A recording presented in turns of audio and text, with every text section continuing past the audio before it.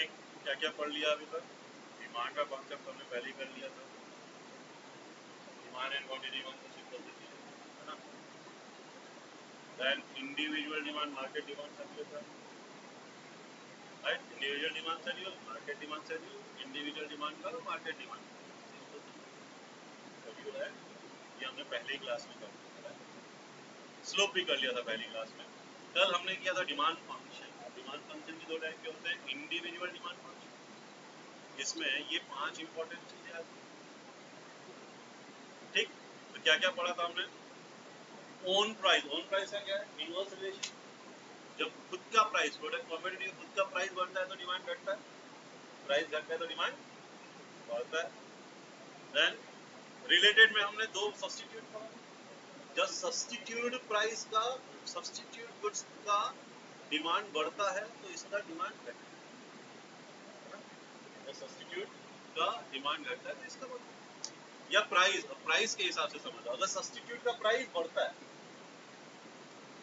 अगर सब्स्टिट्यूट का प्राइस बढ़ता है तो इसका डिमांड, और सब्स्टिट्यूट प्राइस का डिमांड अगर प्राइस प्राइस तो इसका डिमांड भी, इसका डिमांड। ठीक, नहीं मैं उल्टा बोल, उल्टा बोल दिया ना। सब्स्टिट्यूट गुड, हाँ सिख तो बोला, सब्स्टिट्यूट जब उसका प्राइस बढ़ता है तो लोग उसको छोड़ के इसमें खरीदते हैं तो इसका डिमांड बढ़ता है, मतलब डायरेक्टली।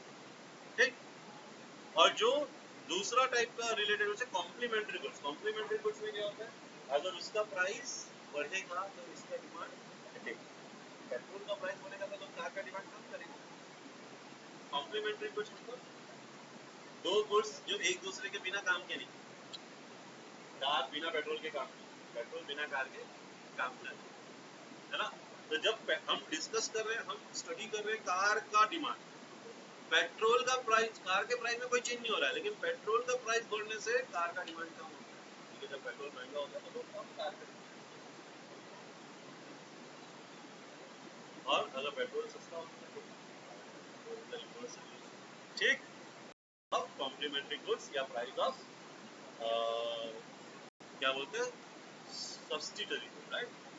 सब्स्टिट्यूट, सब्स्टिट्यूट मतलब एक की जगह जो दूसरे को खरीद सकते। Then income of the consumer, very simple, अगर इनकम राइज तो ये नॉर्मल गुड्स के, income rise demand rise, income कम डिमांड। लेकिन जो इंफीरियर गुड्स होते हैं ना, इंफीरियर गुड्स में क्या होता है, जब जब इनकम बढ़ती है तो उसका डिमांड कम है, क्योंकि इंफीरियर गुड्स लोग मजबूरी में खरीद रहे हैं। मतलब समझो चावल 50 रुपए वाला भी मिल रहा है, और चावल जो है वो राशन की दुकान में 2 रुपए में, 2 रुपए में क्यों खरीद रहे थे? अच्छा नहीं था, लेकिन वैसे ही काम है। लेकिन जब इनकम बढ़ेगी तो ये 2 रुपए वाले चावल को कम खरीदेंगे, 50 वाले चावल। तो पहले महीने में पूरा 20 किलो इसको खरीद रहे थे, अब हमारी इनकम बढ़ी तो चलो ये 15 खरीदते हैं और वो 5 वो खरीदते हैं, और इनकम बढ़ी तो इसको 10 खरीदेंगे, उसको 10 खरीदेंगे। मतलब आपकी इनकम बढ़ने से इंटीरियर गुड्स तो क्या हो गया, नॉर्मल गुड्स का क्या हुआ, इनकम बढ़ता है तो डिमांड बढ़ता है, बट इंटीरियर गुड में क्या होता है, इनकम बढ़ता है तो डिमांड, और इनकम घटता है तो सुपीरियर छोड़ करके इंटीरियर में। ठीक, फिर टेस्ट एंड प्रेफरेंस, जिसका टेस्ट बढ़ता है ना, मतलब फेवरेबल होता है, उसका डिमांड बढ़ता है, जिसका टेस्ट अनफेवरेबल हो जाता है डायरेक्ट रिलेशन है, इसमें तो बहुत ज्यादा सोचने की जरूरत नहीं। And then last one is expectation. कभी कभी कभी कभी प्राइस में कोई चेंज नहीं आया, लेकिन फ्यूचर एक्सपेक्टेशन, लोगों को लग रहा है कि फ्यूचर में ये वाला प्रोडक्ट कभी बढ़ने वाला है, जरूरत बहुत होने वाली है, लेकिन कभी बढ़ने, जैसे कोविड के वक्त बोला तो यार सैनिटाइजर की कभी बढ़ने वाली, लोग एक बॉटल में महीना काम चल जाएगा, साल का 12-12 20 बॉटल खरीद, इवन दो उसका प्राइस बढ़ गया तो भी ज्यादा खरीद। ये एक्सपेक्टेशन फ्यूचर में, कोविड में हमको सैनिटाइजर की बहुत जरूरत पड़ेगी, लेकिन उसकी बहुत ज्यादा, ऐसा लग रहा है कि उसकी बहुत ज्यादा सप्लाई कम नहीं मिलेगा बाद में, राइट? तो ये 5 चीज क्या करती है, किसी भी इंडिविजुअल के डिमांड को अफेक्ट करते हैं, 5 को मिला के इंडिविजुअल डिमांड फंक्शन। यही 5 चीजें इसमें भी हैं, यही 5 चीजें मार्केट डिमांड में भी है, बट मार्केट डिमांड में दो दूसरी चीज भी आ गई। मतलब कौन कौन सी चीज आ गई? एक तो पॉपुलेशन। जब हम इंडिविजुअल की बात करेंगे तो पॉपुलेशन का कोई मतलब नहीं है ना। ये पॉपुलेशन 10,000 है किसी एरिया की, ये 20,000 है, उससे फर्क नहीं पड़ता, क्योंकि हम तो एक ही आदमी की बात कर रहे थे। लेकिन जब हम पूरे मार्केट की बात करें तो पूरे मार्केट में 10,000 लोग हैं कि 20,000 लोग हैं कि 10 लाख लोग हैं, इससे फर्क पड़ेगा। तो इसमें एक पॉपुलेशन पे आ गया, डिस्ट्रीब्यूशन ऑफ इनकम, पूरे पॉपुलेशन में इनकम का डिस्ट्रीब्यूशन कैसे, ठीक है। तो बाकी जो 5 चीजें वो तो एज इट इज जैसे हमने वहां पढ़ी वही यहाँ पे भी एप्लीकेबल है। इसके अलावा पॉपुलेशन बहुत सिंपल है, अगर किसी एरिया का पॉपुलेशन ज्यादा है तो डिमांड ज्यादा है, population direct relation. Then distribution of income, मतलब दो गांव है, एक गांव में भी 10,000 लोग हैं, दूसरे में भी 10,000। पहले वाले गांव में सिर्फ 20 लोग एकदम अमीर,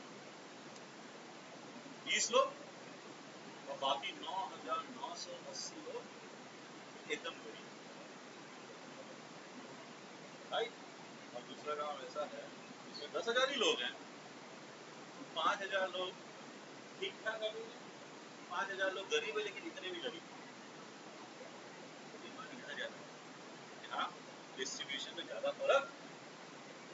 अगर समझो मैं बेचता हूँ हेयर कट, तो इस गांव में तो 20 ही लोग हैं ना, अब 20 लोग बहुत अमीर है तो एक एक आदमी दो दो तीन तीन एसी खरीदेगा, तीन तीन एसी खरीदेगा तो 60 ही खरीदेगा। यहाँ तो 5,000 लोग, कोई भी 2 या 3 नहीं खरीदेगा, लेकिन सब एक एक खरीदेंगे तो 5,000 का डिमांड, 60 का डिमांड। यहाँ भी 10,000 लोग हैं, यहाँ भी 10,000 लोग हैं, डिमांड यहाँ ज्यादा है क्योंकि यहाँ पे डिफरेंस ज्यादा है। मतलब इनकम में बहुत सिंपल है कि अगर समझो इनकम का जो डिस्ट्रीब्यूशन में है बहुत ज्यादा डिफरेंस है, बहुत ज्यादा गैप है, तो वहाँ डिमांड कम होगी, जहाँ गैप ज्यादा है डिमांड। तो ये हमने डिस्कस किया था। Then law of demand discuss किया था, बहुत सिंपल है। लॉ ऑफ डिमांड मतलब वही own price. Law of demand मतलब हम किसकी बात कर रहे हैं? जिस कमोडिटी की बात करें उसकी प्राइस में जब चेंज आता है तो फिर कैसे डिमांड में चेंज आता है, बाकी सारी चीजों को कांस्टेंट मानते हैं।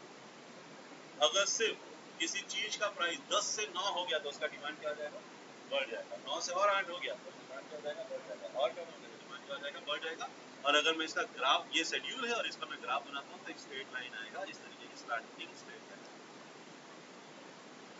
ठीक, स्टार्टिंग डिमिनिशिंग मार्जिनल यूटिलिटी, ऐसे स्लैंटिंग ये स्ट्रेट लाइन बनेगी, ठीक है।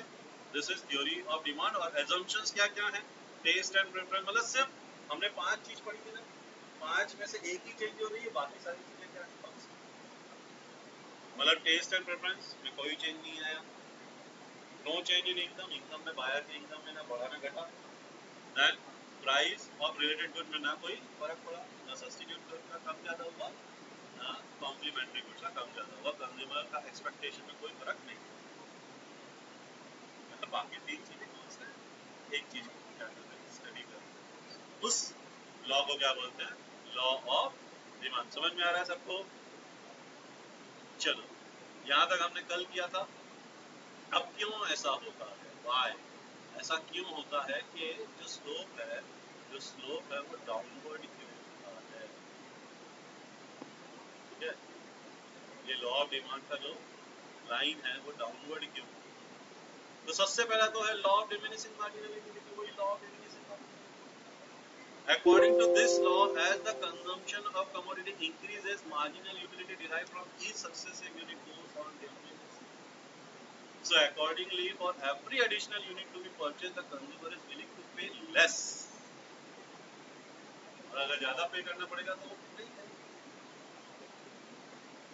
पहले के लिए 100 लेने के लिए रेडी है, दूसरे के लिए 90 देने के लिए रेडी है, तीसरे के लिए 80 देने के लिए रेडी है ना। एक एक पॉइंट पे आने के बाद वो क्या है, और देने के लिए रेडी। जब प्राइस बढ़ जाएगा, जब प्राइस क्या हो जाएगा? बढ़ जाएगा, तो वो और कम देने के लिए रेडी। और जो 90 पे छोड़ रहा था वो 100 पे छोड़ देगा। अंडरस्टैंड? जब प्राइस कम हो जाएगा, उसकी यूटिलिटी तो उतनी है ना, प्राइस कम हुआ, यूटिलिटी तो उतनी है, राइट। तो जो उसकी जो मार्जिनल यूटिलिटी है, जो इक्विलिब्रियम है, वो ज़्यादा understand. So because of diminishing margin and then income effect. भाई किसी आदमी की 1000 रुपए ही है, उसको मतलब 1000 रुपए ही खर्चा कर सकता है वो, समझो फ्रूट के ऊपर 1000 रुपए ही खर्चा कर सकता है ना. तो अगर 100 रुपए किलो मिल रहा है तो मैक्सिमम 10 किलो सकते हैं, और अगर 200 मिलेगा तो अच्छी खरीद पाएगा. जब प्राइस बढ़ा तो उसका क्यों हो गया, क्योंकि उसका बजट फिक्स है. और यही रीजन है कि स्ट्रेट लाइन होता है, और डिमिनिशिंग मार्जिन यूटिलिटी में तो स्ट्रेट लाइन आएगा, राइट. जो तुम पूछ रहे थे ना स्ट्रेट लाइन पे, ये दोनों रीजन, मेन रीजन तो ये इनकम. ठीक. Then substitution effect. Substitution effect refers to substitution of one commodity for the other. तो देखो जब एक का प्राइस बढ़ता है तो हम इसको छोड़ के वो क्यों ना करें. अगर ऑरेंज का प्राइस बढ़ने लग गया तो भैया ऑरेंज छोड़ो एप्पल करो, तो ऑरेंज का डिमांड क्या होगा, प्राइस बढ़ा तो हम ऑरेंज छोड़ के एप्पल खरीद रहे. सब्स्टिट्यूशन कर रहे. तो ऑरेंज के प्राइस बढ़ने से ऑरेंज का डिमांड कम होने का एक कारण ये भी है कि हम उसको छोड़ के सब्स्टिट्यूट को इसका प्राइस उतनी नहीं होगी. ठीक. Then size of consumer growth. When price of a commodity fall, many more buyers can afford to buy it and accordingly demand. मतलब भाई कई ऐसे लोग हैं जो खरीदना तो चाहते हैं लेकिन उनके पास उतने पैसे ही नहीं है. कई ऐसे लोग हैं जो कार खरीदना तो चाहते हैं लेकिन उनकी उतनी इनकम ही नहीं है. ये मान लो अगर कार खरीदने के लिए 20,000 की इनकम होनी चाहिए तो आप कार खरीद सकते हैं कंफर्टेबल. ठीक है. जिनकी 15,000 की इनकम होगी, जिनकी 18,000 की इनकम होगी, जिनकी 17,000 की इनकम होगी मंथली, वो लोग नहीं खरीद पाएंगे. लेकिन अगर कार की कीमत आधी होगी, अगर 20,000 की आप 10,000 वाला भी खरीद पा रहे हैं तो जो 15,000 वाले, जो 17,000 वाले, 18,000 वाले, वो भी आप खरीदने लगे. और जो 20 वाले वो तो खरीद ही रहे, उसकी डिमांड क्या हो जाएगी. ठीक. And different uses. A good may have several uses. Like milk, for example, is used for making curd, cheese, butter. तो ऐसे कुछ जिनके बहुत ज़्यादा uses होते हैं. If price of milk reduces, it will put to different uses accordingly. Demand for the products. जब milk का price कम होने से उसका डिमांड इसलिए भी बढ़ जाता है कि चलो दही नहीं खरीदेंगे, मिल्क का प्राइस कम हो गया ना तो मिल्क खरीद लो, उसी से दही बना लेंगे. तो जो लोग दही खरीद रहे थे वो भी दही की जगह क्या खरीदेंगे, मिल्क का डिमांड बढ़ेगा. लेकिन जब मिल्क का प्राइस बढ़ेगा तो मिल्क खरीद के दही नहीं बनाते.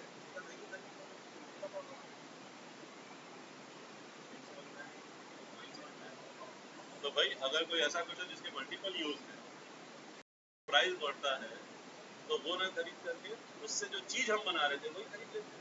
उसका प्राइस घटता है तो वो चीज ना खरीदने के खरीद के. ठीक. Now exception. क्या क्या एक्सेप्शंस है. अभी एक्सेप्शन बहुत इंपॉर्टेंट है. इकोनॉमिक्स में जितने भी लॉ पढ़ोगे इसमें एक्सेप्शन है. एक्सेप्शन बहुत इंपॉर्टेंट. पहला एक्सेप्शन क्या है, आर्टिकल ऑफ डिस्टिंक्शन. कुछ ऐसे आर्टिकल होते हैं ना, आर्टिकल ऑफ डिस्टिंक्शन, जैसे कि प्रीशियस डायमंड, जैसे कोई एंटीक पीस. वो एंटीक पीस एंटीक होता ही इसलिए क्योंकि उसका प्राइस है, क्योंकि वो यूनिक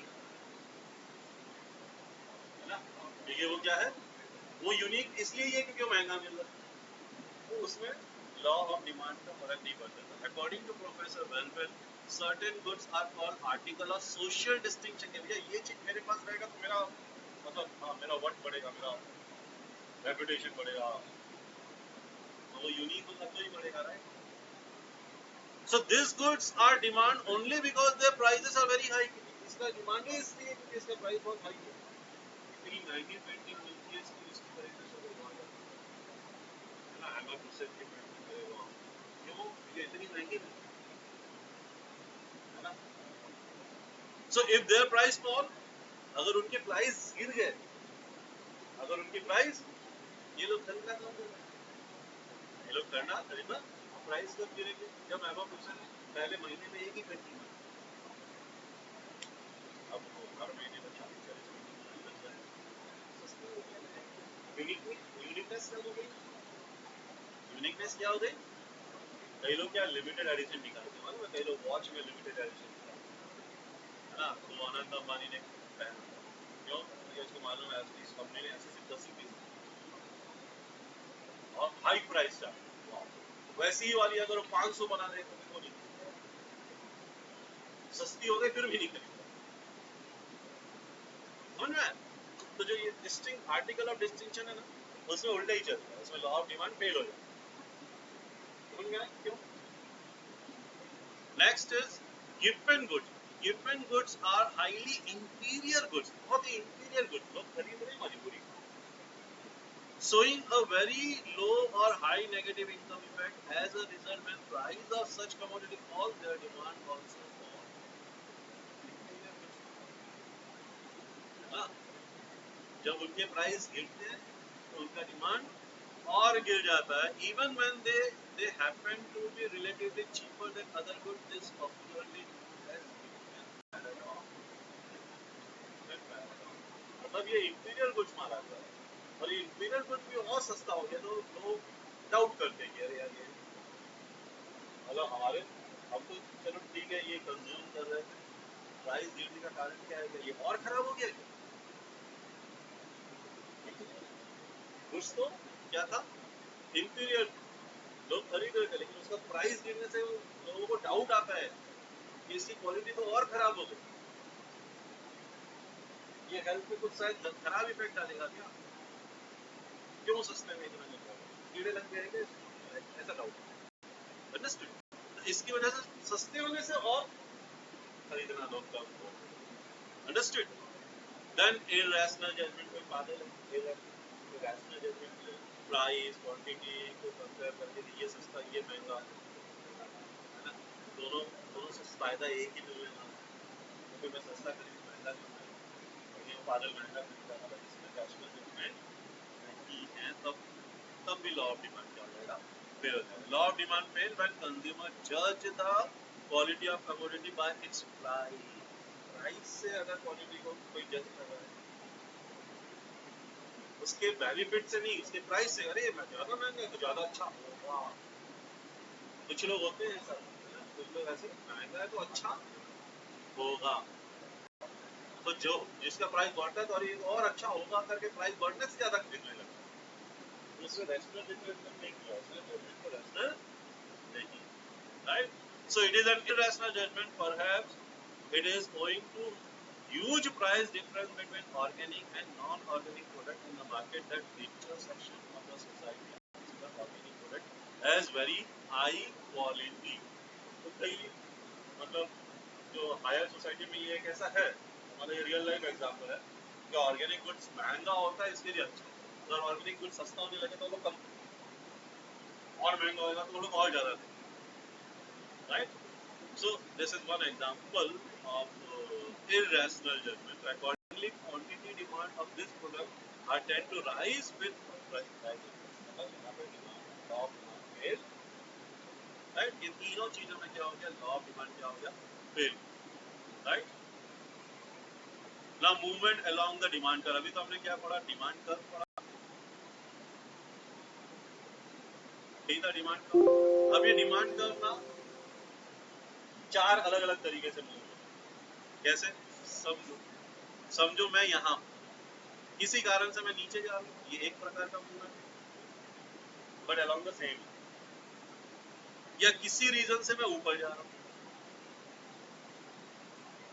ये कब होगा, ये कब होगा, ये दो तरीके का मूवमेंट हुआ, ये कब होगा, ये तब होगा जब किसी प्रोडक्ट का प्राइस कम होगा तो ऊपर जाएगा, ज्यादा होगा इसी लाइन में जाएगा, इसी लाइन में जाएगा, लाइन के ऊपर नीचे नहीं, इसी लाइन के ऊपर ही होगा, राइट? दूसरा, डिमांड ही टोटल ऐसा हो सकता है, या कम हो सकता है,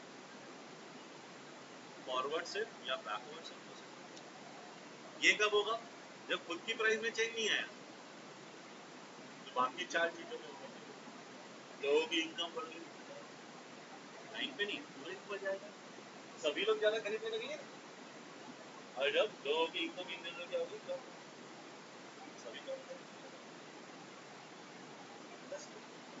तो पूरे मार्केट का डिमांड ऐसे डाउन ऐसे मूवमेंट हुआ। अंडरस्टूड? कब कैसे मूवमेंट आएगा उसको हम तो मतलब चार प्रकार के डिफरेंस, एक तो अलोंग द लाइन नीचे या ऊपर, और शिफ्ट शिफ्ट मतलब पूरा डिमांड कर रही है आगे शिफ्ट हो जाएगा पीछे, ठीक। तो कब क्या होगा ये हमको मूवमेंट डिस्कस करना है, ठीक है। तो पहला क्या है मूवमेंट अलोंग द डिमांड का, अलोंग द डिमांड का, तो ऐसे नीचे तरफ या ऊपर, ये दो तरीके से हो सकता है। When due to change in own price, ये कब होगा जब खुद की प्राइस में चेंज होगा, due to change in own price along, बाकी सारी चीजें कांस्टेंट, सिर्फ प्रोडक्ट की प्राइस अगर क्या होगी, अगर प्रोडक्ट की प्राइस बढ़ेगी तो हम यहाँ से याद, देखो यहाँ प्राइस है, याद यहाँ प्राइस है, यहाँ क्वांटिटी, तो जब प्राइस बढ़ेगी तो क्वांटिटी घटेगी, सॉरी प्राइस घटेगी, प्राइस घटेगी तो क्वांटिटी बढ़ेगी, राइट। तो हम यहाँ से यहाँ जाएंगे, मतलब इस तरफ का मूवमेंट होगा, दिस इज कॉल्ड एक्सटेंशन, मतलब हम एक्स एक्सिस में आगे बढ़ेंगे, इसलिए इसको क्या बोलते हैं एक्सटेंशन, मतलब क्वांटिटी बढ़ रही है, क्वांटिटी क्या हो रही है, क्वांटिटी बढ़ रही है मतलब ऐसे, और वो तब होगा जब प्राइस क्या होगी कम होगी तो क्वांटिटी बढ़ेगी, और हम यहाँ से यहाँ मूव करेंगे, इसको बोलते हैं एक्सटेंशन ऑफ डिमांड, इसको क्या बोलते हैं extension of demand, right. So movement will be along the demand का, हम डिमांड करके लाइन में ही मूव करेंगे नीचे की, ठीक। और अगर प्राइस क्या होगी, अगर प्राइस क्या होगी इंक्रीज होगी, अगर हम यहाँ है और प्राइस इंक्रीज होगी तो हम कम क्वांटिटी खरीदेंगे, जब प्राइस बढ़ेगी तो हम क्वांटिटी कम करेंगे, है ना। प्राइस बढ़ गई, ये एक से दो हो गई तो हम 5 से 4 खरीदने लगेंगे, 3 हो गई तो हम 4 से 3 खरीदने होगा, 4 हो गई तो हम 3 से 2 खरीदने लगेंगे, तो हम इस अलोंग द लाइन हम मूव करेंगे, यहाँ करेंगे। जब हम ऊपर की तरफ मूव करेंगे तो इसको बोलते हैं कॉन्ट्रैक्शन, मतलब क्वांटिटी कम हो जाएगी, माल की क्वांटिटी क्या होने लगी, मतलब डिमांड कम होने लगी, क्वांटिटी कम होने लगी मतलब, है ना। This is known as contraction, समझ में आया ये। तो जब ऑन प्राइस डिक्रीज होगी एक्सटेंशन होगा ऊपर से नीचे की तरफ, और जब प्राइस बढ़ेगी तो कॉन्ट्रैक्शन होगा नीचे से, but along on the line हम रहेंगे, on the demand will remain on the line, कोई ना कोई फिगर ऑन द लाइन वाला, ठीक। इसको बोलते हैं मूवमेंट अलोंग डिमांड, इसको बोलते हैं मूवमेंट अलोंग डिमांड कर्व या चेंज इन क्वांटिटी डिमांड, जैसे क्वांटिटी में डिमांड चेंज, हाँ ठीक। Next is shift in demand या change in demand, shift in demand का मतलब चेंज इन डिमांड, वहां से क्वांटिटी चेंज, यहाँ पूरे डिमांड में ही चेंज, वहां से क्वांटिटी में चेंज, यहाँ पूरे डिमांड में ही चेंज आ रहा है।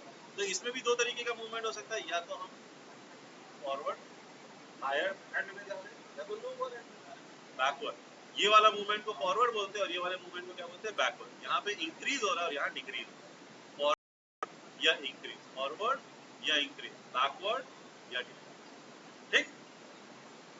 तो ये कब होगा, इन द एंटायर डिमांड का शिफ्ट आइदर अपवर्ड और डाउन, कब होगा, this type of change take place when quantity demand changes due to change in other factor, मतलब प्राइस ऑफ रिलेटेड गुड्स, है ना, या फिर हमने और क्या क्या पढ़े थे, एक्सपेक्टेशन, या जो दूसरे फैक्टर होंगे, ओन प्राइस की जगह जब दूसरे फैक्टर होंगे तो शिफ्ट ऐसा,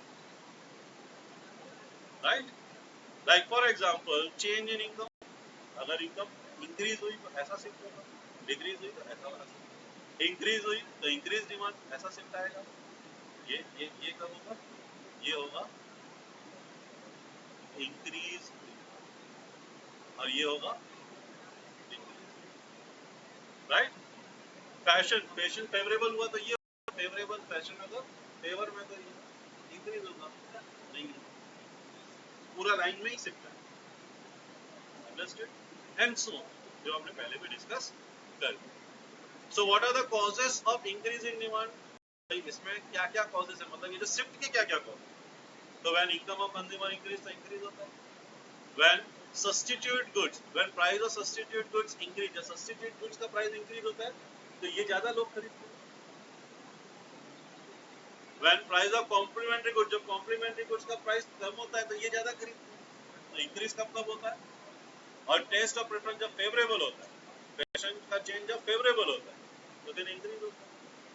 and last thing, when available of commodity is expected to reduce, availability अगर फ्यूचर में क्या होने वाली है, ऐसा लग रहा है कि ये कम मिलने वाला है, एक्सपेक्टेशन ये है कि कम मिलने वाला है, तो लोग ज्यादा खरीदने लगेंगे। एट प्रेजेंट लोग ज्यादा खरीदते, और इसी का उल्टा बोल लो तो डिक्रीज, इसी का ये सब कुछ का उल्टा बोल लो, सब चीज का एग्जैक्टली उल्टा बोल लो तो क्या, जैसे कि इनकम फॉल होगी तो रिड्यूस होगा, सब्स्टिट्यूट गुड का प्राइस अगर डिक्रीज होगा तब डिक्रीज होगा, और कॉम्प्लीमेंट्री का इंक्रीज होगा तब इसका डिक्रीज हो जाएगा, right. And then when taste and preference of the consumer shift against quality के अगेंस्ट, अगर टेस्ट कम हो रहा है उस चीज तो डिक्रीज होगा। और ऐसा लग रहा है कि भैया फ्यूचर में तो बहुत मिलने वाला है, अभी जितना मिल रहा है उससे ज्यादा ही मिलने वाला, अभी लोग एक्स्ट्रा स्टॉक करके रखेंगे, राइट। सो इसी के बीच में difference movement along the demand curve और शिफ्ट इन डिमांड कर्व, इन दोनों के बीच में डिफरेंस क्या है। तो movement along the demand curve refer to all such situation when the change in demand in the related to own, इसमें क्या है, मेन चीज ये है जब चेंज हो रहा है ऑन प्राइस में, और चेंज किसमें हो रहा है, क्वांटिटी, सिर्फ क्वांटिटी डिमांड में चेंज हो रहा है, वहां पे टोटल डिमांड में चेंज,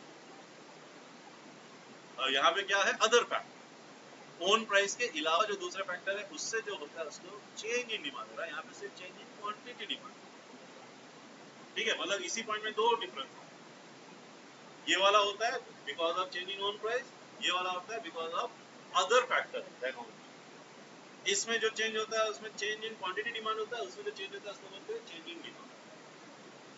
दो कॉन्सेप्ट होता है, डिमांड एंड क्वांटिटी। यहाँ पे अदर डिटर्मिनेंट आर, सिर्फ ओन प्राइस चेंज हो रही है, यहाँ पे ओन प्राइस इज कांस्टेंट, ठीक। और इसमें diagram it show as a movement downward और upward along the line, downward या अलोंग द लाइन, और यहाँ पे क्या हो रहा है, शिफ्ट हो रहा है, फॉरवर्ड शिफ्ट या फिर बैकवर्ड, सिंपल सिंपल से चार्ट, ठीक। Movement along demand curve and shift in demand. Then extension and increase में क्या डिफरेंस है, एक्सटेंशन में, extension of demand curve refers to increasing quantity, सिर्फ इंक्रीजिंग क्वांटिटी, और यहाँ पे शिफ्ट इन क्वांटिटी है ना, यहाँ पे सिर्फ क्या है, इंक्रीज इन क्वांटिटी, यहाँ पे इंक्रीज इन डिमांड है, which refer to increase in quantity even when the own price is same, quantity increase हो रही है even though the price is not changing, मतलब शिफ्ट, ठीक। मतलब कुछ ऐसा हो गया, प्राइस तो सेम है, यहाँ पे भी वही प्राइस है, यहाँ पे भी वही प्राइस है, फिर भी 10 की जगह लोग 20 खरीद रहे, 20 की जगह 30 खरीद रहे, इसलिए तो ये सिर्फ just it. Then extension of demand leads to the downward movement along the demand curve from left to right, downward movement left से राइट में डाउनवर्ड होता है, राइट से लेफ्ट में upward, right. Increase in demand lead to the forward, जब increase होता है demand का तो फॉरवर्ड होता है, डिक्रीज होता है तो, अच्छा। एजम्पशन, यहाँ पे क्या एजम्पशन है, यहाँ पे एजम्पशन ये है कि भैया ओन प्राइस चेंज होगा, ऑल अदर आर कांस्टेंट, और यहाँ पे एजम्पशन क्या है, ओन प्राइस, यहाँ पे क्या एजम्पशन है, all other factors are constant, only own price will change, यहाँ पे एजम्पशन बिल्कुल उल्टा है, own price will change, other factors. Now same बिल्कुल वैसे ही कॉन्ट्रैक्शन है, डिक्रीज है ना, एग्जैक्टली उल्टा कर दो, एक्सपेंशन का उल्टा कर दो तो कॉन्ट्रैक्शन हो गया, इंक्रीज का उल्टा कर दो तो डिक्रीज, ठीक है। ये दोनों सेम नहीं है, दोनों different. Okay, demand for commodity in relation to price of substitute goods क्या होता है, ये तो हमने ऑलरेडी डिस्कस कर लिया, वही चीज ग्राफ में बता, है ना, ये सारी चीजें हमने ऑलरेडी डिस्कस कर ली, उसी चीज को सिर्फ ग्राफ बना करके बता। Increase in price of substitute, बताओ अगर price of substitute goods increase हो तो फॉरवर्ड शिफ्ट होगा कि बैकवर्ड शिफ्ट? अगर सब्स्टिट्यूट गुड्स का इंक्रीज हो, अगर वो इंक्रीज होगा तो ये ज्यादा खरीदेंगे ना लोग, और ये डिक्रीज होगा तो कम खरीदेंगे, है ना? तो increase in price of substitute goods, अगर सब्स्टिट्यूट प्राइस का गुड बढ़ रहा है तो ये ज्यादा खरीदेंगे, forward shift. Increase in demand, और अगर सब्स्टिट्यूट का प्राइस कम होगा तो ये छोड़ के वो खरीदने लगेंगे। ठीक, ये दो चीज हो गई, ये decrease in price of substitute चीज हमने वो पहले भी डिस्कस कर ली, मतलब इसको डायग्राम में ऐसा हो, ये वाला डायग्राम में वैसा। ठीक,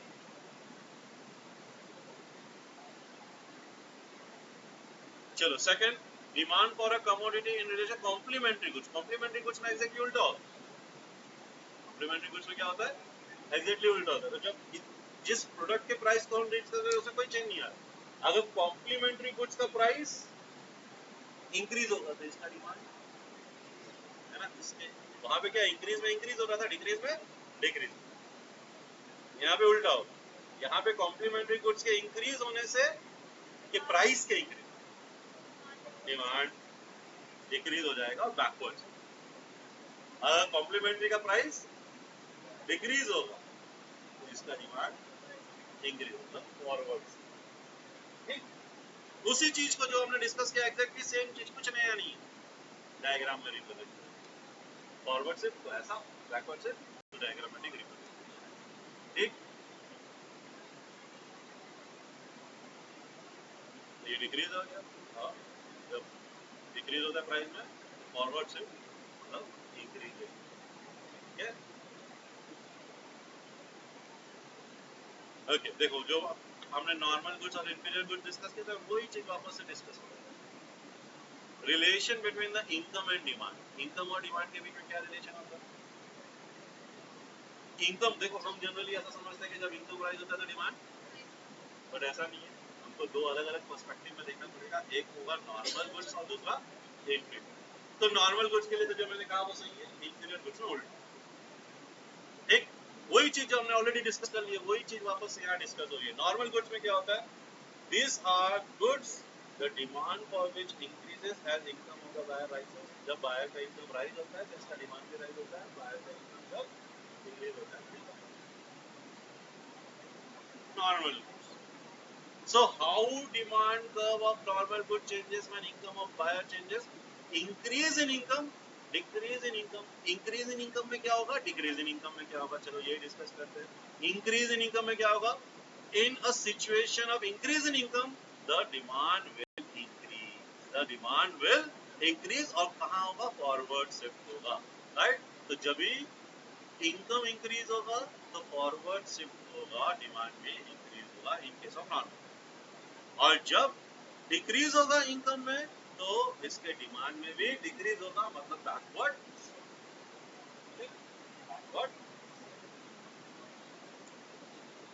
और इंफीरियर गुड्स में क्या होता है? This are the good the demand for which decreases as the income rise. क्योंकि लोग शिफ्ट कर जाते हैं ना, इंफीरियर जब इनकम राइज होती है तो हम इंफीरियर गुड थोड़ा कम खरीदते हैं, पैसे बढ़ गए हमारे तो थोड़े पैसे से हम अच्छा वाला राइट। तो इंक्रीज इन इनकम और डिक्रीज इन इनकम बिल्कुल उल्टा इफेक्ट होता है। जब इनकम इंक्रीज होती है, जब इनकम क्या होती है, इंक्रीज होती है, तो इंफीरियर गुड्स का डिमांड डिक्रीज होता है बैकवर्ड से, लाइक दिस। जब इनकम इंक्रीज होती है तो बैकवर्ड से, ठीक है? क्यों बैकवर्ड शिफ्ट होता है? Reason is very simple. जब इनकम इंक्रीज होती है तो लोग इंफीरियर से सुपीरियर गुड्स में शिफ्ट होते हैं, इंफीरियर गुड्स का डिमांड कम होने, राइट। और जब इनकम डिक्रीज होती है तो लोग सुपीरियर गुड से इंफीरियर में शिफ्ट होते हैं, क्योंकि वो उनके बजट से बाहर हो जाता है।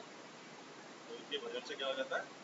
बाहर हो जाता है, क्योंकि उनकी इनकम कम हो गई तो सुपीरियर गुड्स उनके बजट से बाहर हो जाता है, तो इंफीरियर गुड्स। तो जब डिक्रीज होता है तो इसमें फॉरवर्ड एग्जैक्टली सेम चीज, उसी को हमने अभी इसमें क्या कर दिया, तो डायग्रामेटिक फॉर्म में रिप्रेजेंट। ठीक, now impact of taste and preference, ये भी हमने डिस्कस कर लिया। टेस्ट एंड प्रेफरेंस और डिमांड, टेस्ट एंड प्रेफरेंस और डिमांड थोड़ा सा डिटेल में डिस्कस करें। टेस्ट एंड प्रेफरेंस और डिमांड में क्या फर्क, क्या relation. Individual likes and dislike, जी हर इंडिविजुअल की लाइक्स एंड डिसलाइक्स अलग अलग होती है, बट किसी कारण से अगर लाइक्स बढ़ने लगे, डिमांड बढ़ने लगी, और लाइक्स घटने लगे, demand individual, right. So you tend to buy more or less of a commodity simply because your likes and dislikes. जिस चीज का लाइक्स बढ़ने लगता है उसको ज्यादा खरीदने लगते हैं, जिसका लाइक्स कम होने लगता है या डिसलाइक्स बढ़ने लगता है उसको कम खरीदने लगते हैं, राइट।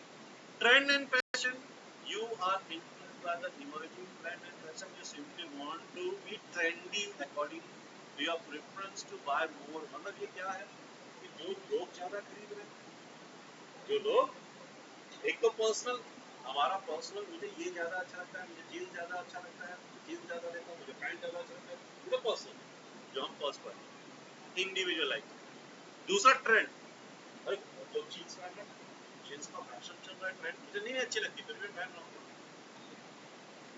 तो यहाँ मेरा पर्सनल लाइक डिसलाइक नहीं है। अब ये तो फैशन चला पड़ा है, ये तो ट्रेंड चल पड़ा है, हम ट्रेंड के हिसाब से ये एक रीजन होता है ना।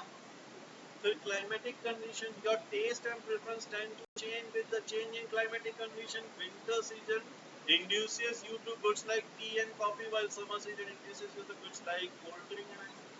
Season change हो गई, क्योंकि गर्मी है इसके लिए मैं आइसक्रीम मुझे नहीं अच्छी लगती, मुझे अच्छी लगती है ज्यादा कॉफी, टी। मेरा पर्सनल लाइफ ज्यादा, अगर दोनों में से पूछा जाए तो ज्यादा क्या है, टी कॉफी। लेकिन क्योंकि ठंड बढ़ गई है, सॉरी गर्मी बढ़ गई है, इसके लिए मैं चाय कॉफी कम करके आइसक्रीम, है ना। ये फैशन की वजह से चेंज नहीं हुआ, पर्सनल लाइक डिसलाइक नहीं है यहाँ पे, सीजन की वजह से, राइट। और विंटर सीजन में जो उसको आइसक्रीम पसंद होती है, उसको कोल्ड ड्रिंक पसंद नहीं होता है, ये गला खराब हो जाएगा। चेंज इन प्रेफरेंस हुआ है बिकॉज ऑफ सीजन की वजह से भी होता है, right. Favourable and unfavourable, see favourable और अनफेवरेबल, फेवरेबल मतलब जिसका डिमांड कर रहा है, वो कब होता है, favourable change in taste and preference induces the buyer to buy more, अगर टेस्ट एंड प्रेफरेंस फेवरेबल है तो लोग ज्यादा खरीदेंगे और डिमांड बढ़ेगा। So even when its prices continues to be same, price same ही, लेकिन फेवरेबल हो गया, मतलब जैसे कि आइसक्रीम का प्राइस तो सेम है लेकिन गर्मी बढ़ गई तो लोग ज्यादा, तो चेंज कहाँ आ रहा है, प्रेफरेंस में या टेस्ट एंड प्रेफरेंस में फेवरेबल की तरफ जा, और अगर गर्मी कम होने लग जाए आइसक्रीम लोग कम खरीदने लगे, है ना। फिर आपके घर के आसपास जो आइसक्रीम का ठेला लगाने वाला था वही गुटखे का ठेला या कुछ और लगाने लगे, आइसक्रीम कम कर देंगे, right. So this situation of increased demand implies a forward shift. On the other hand, जब unfavorable होगा, मतलब यहाँ forward shift होगा ना, और अगर unfavorable होगा तो लोग कम खरीदने लगेंगे, बैकवर्ड शिफ्ट हो जाएगा, राइट। तो बहुत सिंपल है, फेवरेबल में ये साइड होगा शिफ्ट, फेवरेबल में और अनफेवरेबल ये साइड, एकदम लॉजिकल। किसी चीज का प्रेफरेंस या टेस्ट फेवरेबल मतलब बढ़ रहा है, बढ़ेगा फॉरवर्ड से, अगर फेवरेबल कम हो जाएगा, राइट। दस चैप्टर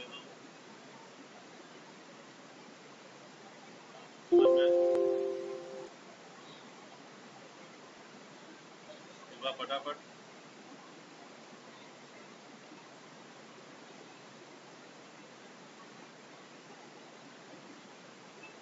एक्सेप्शन तो ठीक है, चलो लॉ डिमांड हमने कर दिया। ये मूवमेंट पढ़े, दो टाइप के मूवमेंट पढ़े हमने, पहला तो along the curve, along the curve दो तरीके का हो सकता है, नीचे की तरफ जा रहा है मतलब एक्सटेंशन, ऊपर की तरफ जा रहा है मतलब कॉन्ट्रैक्ट। जब आप ऊपर से नीचे की तरफ जा रहे हो मतलब एक्सटेंशन हो रहा है, नीचे से ऊपर की तरफ जा रहे हो तो कॉन्ट्रैक्ट, वेरी सिंपल। फिर आगे जितना भी पढ़ा हमने शिफ्ट वाला ही पढ़ा, ये कॉन्ट्रैक्शन तो सिर्फ एक ही में पढ़े, ओन प्राइस में कॉन्ट्रैक्शन, बाकी सब चाहे इनकम की बात कर लो, चाहे टेस्ट एंड प्रेफरेंस की बात कर लो, बाकी सब में तो शिफ्ट या शिफ्ट ही होगा, है ना। तो दूसरा शिफ्ट होता है, शिफ्ट कब होता है, जब बाकी दूसरे किसी रीजन से ओन प्राइस देंगे, दूसरे किसी रीजन से सेम प्राइस पे भी ऊपर की तरफ से क्या नीचे की तरफ से, राइट। तो ये दो तरीके के मूवमेंट है। Causes of increase in demand, क्या क्या कॉजेज हो सकते हैं और क्या क्या डिक्रीज हो सकते हैं, ये पढ़ा हमने। डिफरेंस तो चलो पढ़ा ही हमें। फिर relation demand for a commodity, how price of related commodity, price of related commodity मतलब रिलेटेड कमोडिटी के लिए पढ़ा हमने, सब्स्टिट्यूट के लिए पढ़ा और कॉम्प्लीमेंट्री। सब्स्टिट्यूट में क्या होता है, सब्स्टिट्यूट में क्या होता है, इनवर्स होता है कि डायरेक्ट होता है, इनवर्स। जब सब्स्टिट्यूट का प्राइस बढ़ता है तो इसका डिमांड बढ़ता है, ठीक है। सब्स्टिट्यूट छोड़ के ये खरीदने लगता है, सब्स्टिट्यूट का डिमांड घटता है तो इसका डिमांड, सब्स्टिट्यूट का सॉरी डिमांड, जब सब्स्टिट्यूट का प्राइस बढ़ता है, जब सब्स्टिट्यूट का प्राइस बढ़ता है तो इसका डिमांड बढ़ता है, और सब्स्टिट्यूट का प्राइस घटता है तो इसका डिमांड, राइट। मतलब सब्स्टिट्यूट के प्राइस के बढ़ने से फॉरवर्ड और घटने से, और कॉम्प्लीमेंट्री में बिल्कुल उल्टा होता है, जब कॉम्प्लीमेंट्री का प्राइस बढ़ता है तो इसका डिमांड, और अगर कॉम्प्लीमेंट्री का प्राइस घटता है तो इसका डिमांड फॉरवर्ड, ठीक। उल्टा मतलब सीधा और उल्टा ऐसे याद रखोगे तो ज्यादा अच्छे से याद। फिर नेक्स्ट क्या है, ये कॉम्प्लीमेंट्री के लिए आ गया, इंक्रीज डिक्रीज। इनकम और डिमांड में रिलेशन, एक हमने वो पढ़ा, फिर इनकम एंड डिमांड में पढ़ा, और तीसरा टेस्ट एंड। तो इनकम एंड डिमांड में क्या होता है, नॉर्मल गुड्स के लिए क्या होता है, डायरेक्ट रिलेशन, इनकम बढ़ा डिमांड बढ़ा, इनकम घटा डिमांड बढ़ा, इनकम बढ़ा फॉरवर्ड से घटा बैकवर्ड। एक पीरियड गुड में उल्टा हो गया, इनकम बढ़ा बैकवर्ड से, इनकम घटा फॉरवर्ड, सिंपल है, ठीक। तो ये हमने इनकम के लिए डिस्कस किया, फेवरेबल गुड और इंफीरियर गुड, ठीक। Then taste and preference last. अच्छा, टेस्ट एंड प्रेफरेंस किस किस चीज से टेस्ट एंड प्रेफरेंस डिटरमाइन होता है, तो इंडिविजुअल के लाइक डिसलाइक, ट्रेंड से और क्लाइमेटिक, ये तीन फैक्टर्स हैं जो टेस्ट को, ये तीन मेन फैक्टर है, इसके अलावा भी होता है, बट मतलब तीन मेन, ठीक। और फेवरेबल अनफेवरेबल, अगर फेवरेबल चेंज आया तो इंक्रीज होगा फेवरेबल, और अगर समझो अनफेवरेबल आया तो डिक्रीज होगा। अब ये कब कैसे होगा, इस तरीके से शिफ्ट होगा, फेवरेबल हुआ तो फॉरवर्ड शिफ्ट होगा, अनफेवरेबल होगा तो उसके रीजन वही तीन में से कोई एक हो सकता है। लाइक्स बढ़ रहे हैं, फेवरेबल शिफ्ट उस तरह शिफ्ट होगा, लाइक घट रहे हैं, डिसलाइक हो रहा है, उस तरह से। ट्रेंड अगर पॉजिटिव ट्रेंड हो रहा है उस तरह से, अगर ट्रेंड कम हो रहा है, फैशन से बाहर हो रहा है